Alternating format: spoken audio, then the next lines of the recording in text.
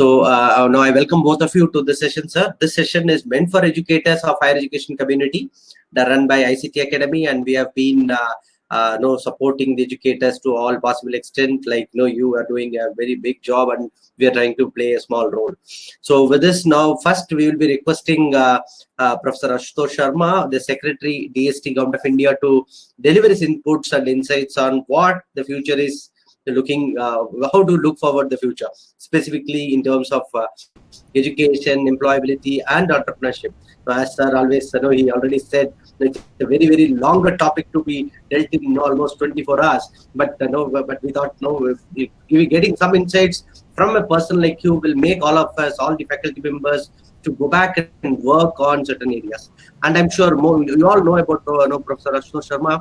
He's the current secretary of DST, the Department of Science and Technology of Government of India, and he was an educator. He was a professor, head of chemical engineering, and he was a founder, coordinator of the Nanoscience Center and Advanced Imaging Center at IIT Kanpur. So he's done his PhD from the State University of New York and MS from Pennsylvania State University. His research contributions are plenty, and his awards and recognitions are plenty.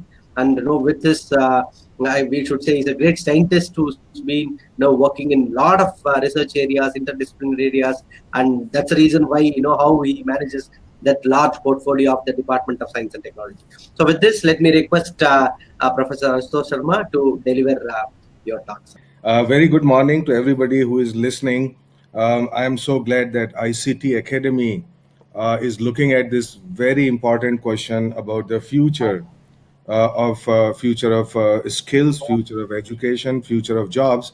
This is the single most important question for this century, in fact, for this millennium. And we have, I'm very glad to join our speakers today, and I want to congratulate ICT Academy and President, Dr. Anubhutanbi, and Professor Naveen Sheth, and Mr. Jay Ramkrishnan, who will be joining us later. This is a very strong session, and I'm very happy to be with all of you. Okay, so we get down to the business, and I already pointed out that there are two things about the matter that we are discussing today. The first one is it's about the future. So let me just repeat a very popular saying about the future, which is that the predictions are very hard, especially about the future. I don't know if there are any other kind of predictions. There are certainly no predictions about the past. So anyway, but we need to know what the future directions are. We may not be able to predict how many jobs in what sectors and so on. Those are micro-analysis ideas that every government does, that policymakers do, what's going to be in 2030 and so on. There are lots of reports available. If you just go to Google Guru, and that would tell you what the future of jobs perhaps might look like to some approximation going forward to 2030. So I'm not getting into micro analysis and micro presentation of figures, but we want to look at what are the overarching directions in which our life, our technology, everything is evolving. And that gives us a very good clue about what kind of skills we need to have, what kind of jobs would be out there, and how does it get reflected in the education that we need to impart to people, because all of this is interrelated. So, okay, as a background, let me say that our education, our R&D, our science, our technology, our skills, our jobs have been intimately tied with the economic systems, is intimately tied with the kind of industry that we have. So Industry 1 was basically based on large centralized systems of production based on steam. Industry 2 was focused on electricity, and then of course, because of electricity, machines getting into homes, no longer being just centralized on a large scale. Our education and our skill set is largely still based on Industry 1 and Industry 2 model of mechanics and electromagnetism. Industry 3, as we know, it just started in the 70s, 80s, the digital revolution. We have seen it during our own time. I remember the days when I first used the email. This was back in '82 in the US. It was an experimental system, right? So it just happened very quickly, and after that, the mobile and everything else, internet in the early '90s, and so on, right? Now, the changes that came in because of digital industry, they have still not been totally absorbed in our education, in our skills, in our jobs. Essentially, Industry 3 remains a little bit detached. So, if you are doing computer science, if you are doing IT, any of that, then you learn about that kind of technology. But essentially, it's not connected to what happened in Industry 1 and Industry 2. And the chunk of our education, including technology, technical education, is, like I said, is derived from models of Industry 1 and Industry 2. Now, we are in the age of Industry 4. So what is Industry 4, and what is the implication of that for our education, for our skills and our jobs? Industry 4.0 is basically about, finally, the convergence of different bits of technologies.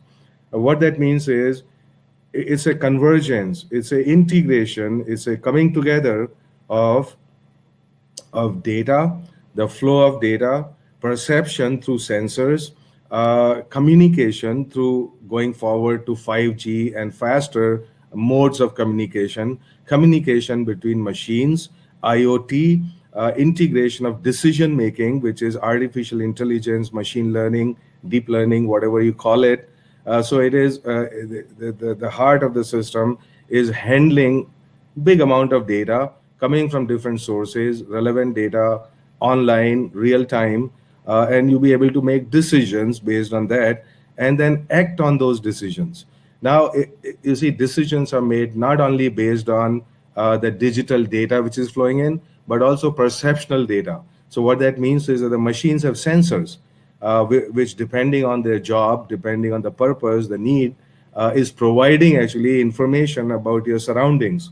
And so, therefore, the machine, therefore, also acts on many of these decisions or conveys these decisions to other machines and other people as appropriate to act on them. So, Industry 4.0 basically is convergence of technologies of communication, of data analytics, artificial intelligence, sensors, actuators, and so on. So that has very profound implications for how do we actually train people. It's no longer only about being an expert in one domain, which may still be okay, but we need to have an understanding of what everything else is in working together.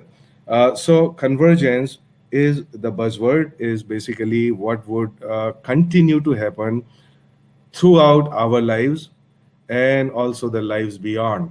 Now, if you already start thinking about what the Industry 5 and 6 would look like, this is actually a good thought. I would leave you with this. Let me just give you a hint that going forward in the future, not only integration of the technologies that I talked about, but also integration of the biological entities in it, which includes humans, right? We're already getting very tightly knit through various means of tracking, of social media, the statistics, and everything else. Now, if we also put in the biological element in integration, that would be the brave new world going forward. Look, every technology has light and shadow of technology, and we just have to make sure that through our education and our skill, that we are able to bring a balance between the light and shadows of technology, that we minimize the shadow and that we maximize the light of it. And that is an important part of education. It is not simply knowing your a particular area, let's say controls or whatever, coding, right? It is knowing, for example, the entire problem about why I'm coding, right? So it is not just saying, okay, I got this skill about coding. I need to know my problem that I want to solve by this coding, and that problem is always multidimensional. It has societal angle, it has a market angle, it has an angle, the need that it satisfies, it has psychological angle, and all of that.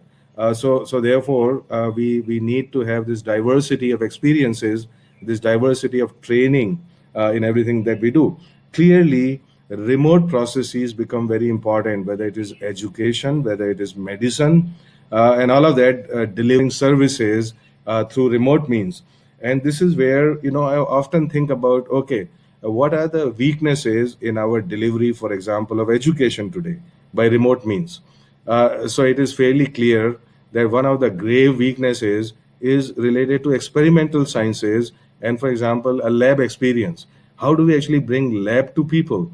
Right now, we are talking remote. This is great, but this is a very flat, this is a very two-dimensional experience.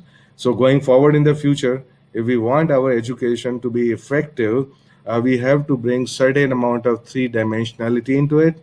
We have to bring certain amount of augmented reality, virtual reality, mixed reality experiences in it, and that certainly is happening. But it will happen much faster now, going beyond the times of virus. Right? There are many things which have been happening, but now they would all be accelerated based on the needs, but also based on experiences that we have learned during the time of virus. There are, of course, new technologies on horizon. New technologies, for example, quantum technologies. In fact, Department of Science and Technology is now ready to launch a new mission, a national mission on quantum technologies, worth about 8,000 crores. It's already been approved by in the last budget. Now, what is quantum technologies, for example? So there would be quantum communication, quantum computing, cryptography, devices, and so on. We already know that we are at the end of this era of Moore's law. Anything, any shrinking devices any further down below 9 nanometer level, down to 3 nanometer level, and beyond it, is going to get into quantum mechanical effects. So this is one of the examples where there is a huge expansion. There's going to be huge expansion into the way we look at technologies that exist today. And the technology has to continue its march, and sometimes it continues its march through disruptive ways. So it's also the era of disruptive changes, and we have to be fully prepared for it through education and skills. Basically, it's an era of lifelong learning, dynamic dynamic skill sets that you acquire, that you discard, right? So therefore, you see, in my times, for many of us, education actually meant a particular content of that education, that I said, okay, I can do this particular work. I have these tools that I have learned in my education. The education, of course, is giving you some tools, is also giving us some content, but it's even more important that education is actually teaching us how to learn, the process of learning, not just what is learned, because what is learned today is going to be obsolete much faster than it used to be. And so, therefore, it is a capacity to learn, which is the most important aspect, which is nearly missing in our education system because very passive education. So we have to emphasize that particular aspect. I understand that there are many people in education business are with us, and so therefore it is our business to know as to the major directions in which we want to reshape the education, our research, and so on. Look, there are three different ways of solving a problem. These three different ways of solving a problem is what I call in Hindi, I call them Jugaad, Dhanda, and Panga. Now, Panga is the disruptive way of solving a problem, which basically means that there is, the old business models would fall away very quickly in comparison to a disruptive change. And you have to be fully prepared for it. Jugaad, of course, India have been rather good at it, but this is not the only way to solve a problem. In fact, Jugaad works is not an optimal solution. It is usually not a scalable solution, but it might work in local circumstances when we need a very quick solution to a crisis, for example, that's one that's going on now. So we do a lot of Jugaad to make sure that new varieties of ventilators, everything becomes available quickly on time.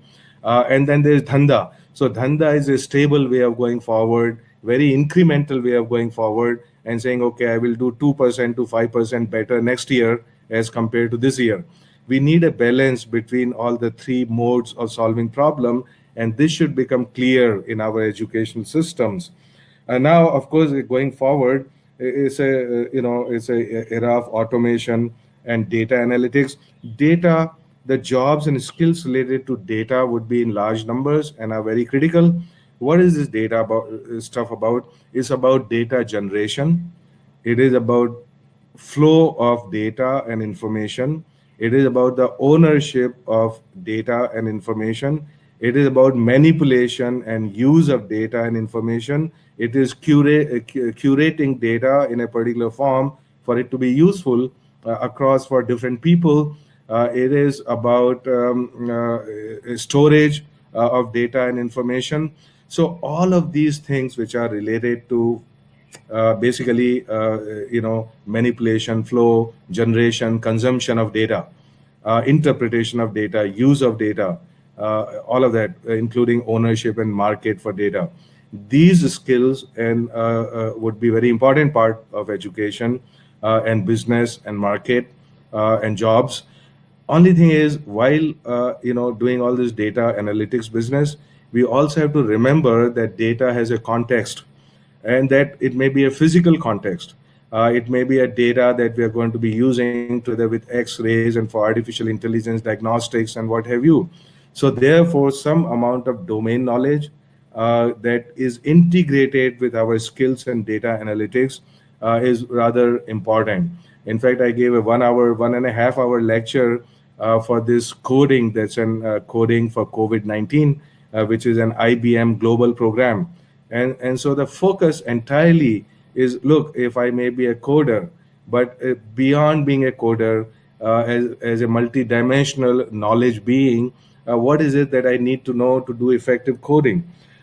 Look, so this also comes down to living with artificial intelligence, living with bots, living with thinking machines, acting machines, and this coexistence, and learning how to be comfortable with it, how to be comfortable in everyday life, everyday processes, everything we do, with things like blockchain, with things like data analytics, things like decision making based on artificial intelligence and machine learning. That becomes an important aspect of, no matter what I do, I may be a mechanical engineer, I may be a chemical engineer, but I must know that these aspects would permeate every aspect of our life. So therefore, I must be totally comfortable in using these tools and understanding these tools, and what comes out of these tools, I should be able to leverage it. Right now, this is not simple because in our education there is no aspect related to this. Of course, we all know that the repetitive jobs can be easily taken over by machines. It's happening very quickly. But however, common sense, machines don't have common sense. They're unlikely to develop it in the next 30 years or so. So it is very important that not only we are great experts in our domain, but we have common sense. Common sense is knowing a lot of things and making connections between them. And I'm afraid that in our higher education, even undergraduate level, the common sense is in short supply, and it has never been encouraged. Things like creativity, things like thinking out of box, thinking, finding lateral, doing lateral thinking, doing independent thinking, and all of that is not emphasized in no part of our education. I can guarantee you that if I had all these traits in my high school, I would not crack the exam for IIT JEE. It would be impossible actually to do any of that. So therefore, we have not rewarded these skills which are now needed for the new generation, for the new era. And it's my humble request, very important that we bring in these ideas about what is the meaning of education, not just the content, not just certain variety of tools, but connecting these tools to the new realities, to globalization, to our demographic dividend, to urbanization, to green economy, to knowledge economy, to sustainable development, and so on, and the rise of artificial thinking machines. Right? These are the overarching challenges of our skills, our jobs, our education, and lifelong the capacity for lifelong learning, problem solving, emotional quotient, not just intelligent quotient, not just IQ, but EQ has to be greatly valued and cultivated. What that means is it's not just about being a geek. The model in my generation was, well, he's a technology geek, right? So he can solve some problems and stuff like that, right? Which is good. Okay, we need a lot of geeks, but a balanced geek who has good communication skills.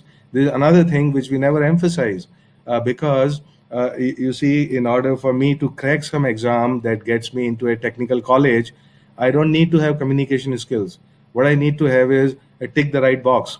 I don't even need to convince anybody that this is the right answer and this is the right process at arriving at the right answer. So, therefore, none of these skills are actually rewarded, and therefore, they have gone in short supply. Sometimes they have become extinct. Our social, you see, lots of bright people. I dealt with 25 years in an IIT, and I've seen these changes, that our learning has become based on pattern recognition more and more, because that's what helps me crack an exam. But pattern recognition based learning, shortcuts, and so on are no use when you are competing with a machine, because machine can beat you hollow in 2 seconds, a fraction of a second, in pattern recognition problem.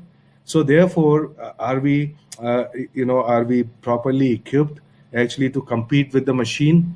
And I'm afraid we are not. In today's world, we are not at all, not at all into that mode.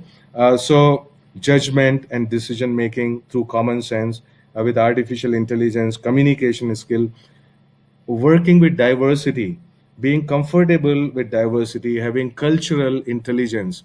Now, most people, when they encounter a new kind of food, a new region, a new gender, a new dress, a new language, it throws them completely off, right? They just don't know how to actually relate to it. But these are the skills which we need in a globalized world, which is to be comfortable with the other person. If I'm a chemical engineer, I should be able to talk to somebody in sociology and psychology and properly be able to communicate with them, to appreciate actually their contribution to what I do. So it is this crosstalk among disciplines. It is crosstalk, cultural crosstalk, which are the most important ingredients of knowledge systems going forward in the future. Make no mistakes about it. The successful people of the future would not simply be, because, oh, I know data analytics.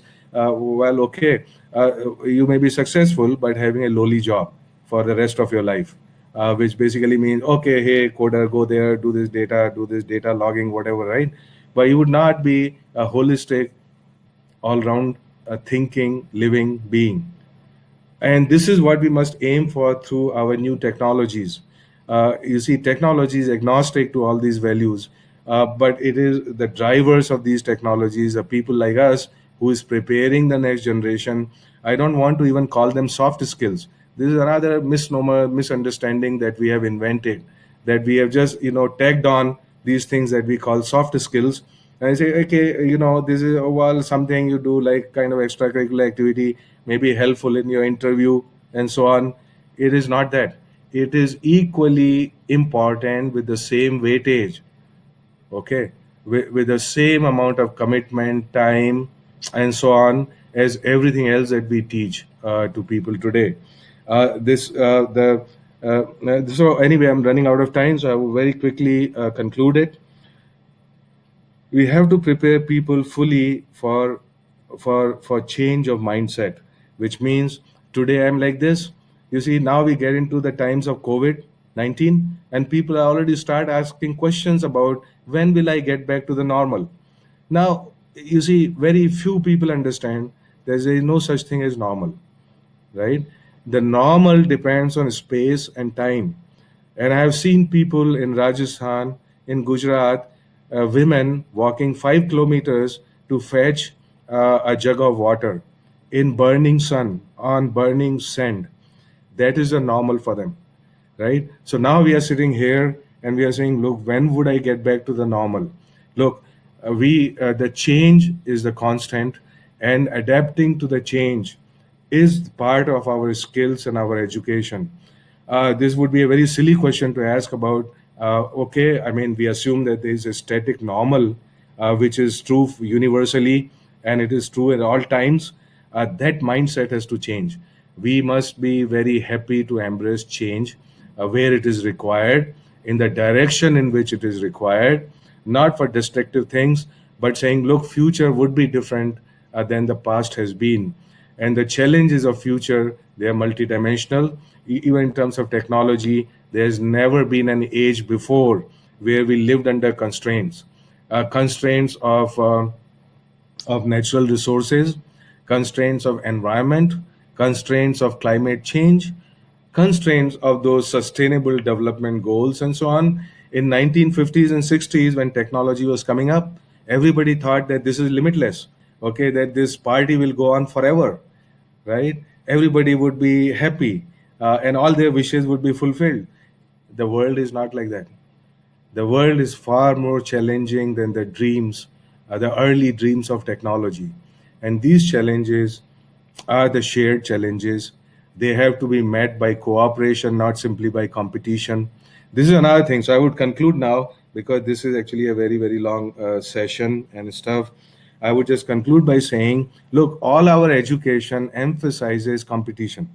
If I get into a good college, is because I beat my neighbor to the competition, isn't it? There is no cooperation in any of this.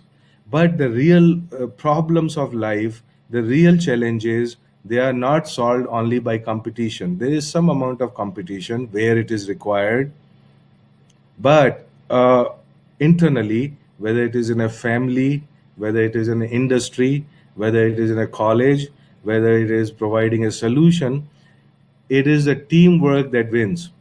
Look, if I'm successful about something, the credit goes to the team. If I failed, it is entirely my own problem. This is the mindset that we need to have, and unless we have that mindset, we would never be operating on a big scale. Okay, and so because it's not part of our education, so how am I going to actually convince people?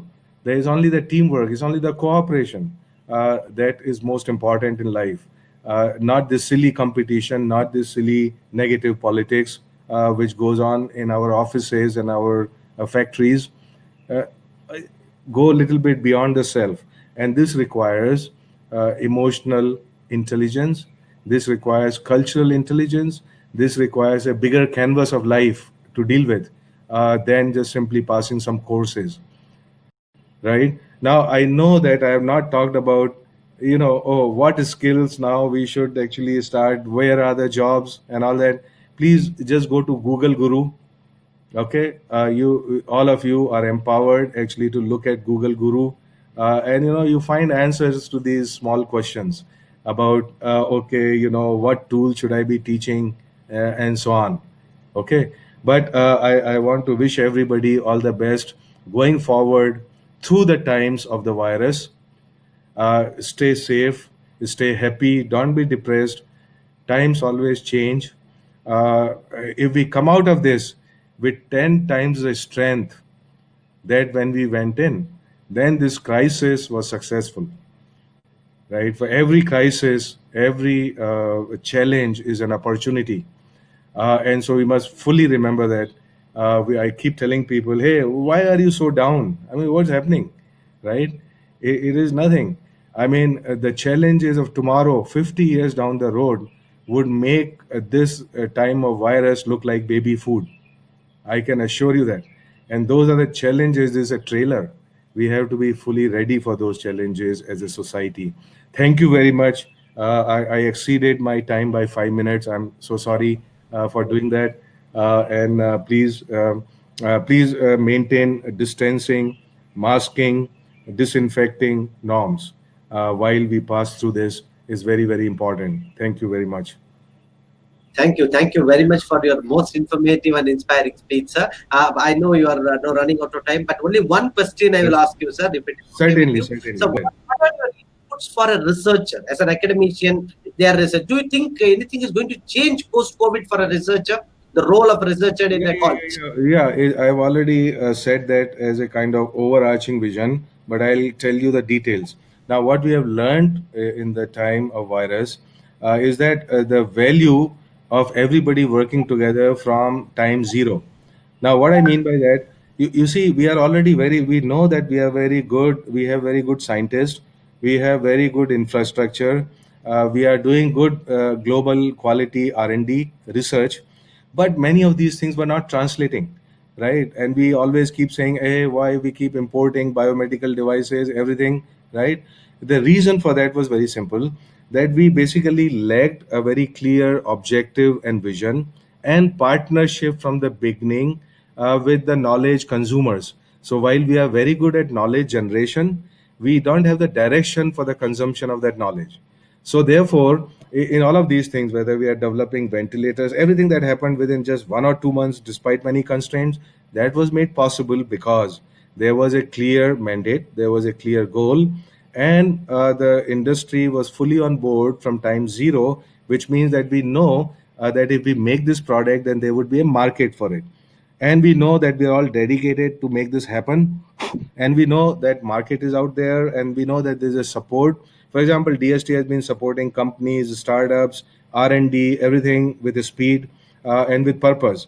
So the relevance, purpose, dedication, and working together, these are the mantras that would make possible going forward our make in India dream of our honorable prime minister. It's not just dream of honorable prime minister, it must be dream of each one of us, right? Things don't happen because one person, only one leader thinks about it. Each one of us is responsible to convert this dream into reality, and I'm sure that we would be much more empowered as we come out of this crisis in meeting this dream by right means, by right instruments, and by a deep understanding of the processes that underlie R&D and its translation. Thank you very much. Again, I'm okay. If you wish, I can give you, I mean, I can have a talk for 2 hours on this. Not a problem at all. I can tell you the micro details about how this would happen. And certainly there would be changes. Your question was, are there changes? I am basically all for changes. I see nothing in this world but the change. This is something that the first scientist, the Gautama Buddha himself said, that there is no permanent self in this world. He said two very critical things which are related to science. Actually, we don't recognize that, we don't realize it. The first thing he said, believe nobody, no matter who said it, no matter if I said it, unless it squares with your own common sense and experience. Is very profound. Okay, all our science, technology, and indeed everything else is actually based on that. Second thing, which I said, he said, there is no permanent self, everything is change. And I think if we just focus on these two things, we may call them spiritual, we may call them deep wisdom, we may call them science, technology, we may call them societal processes. This is it.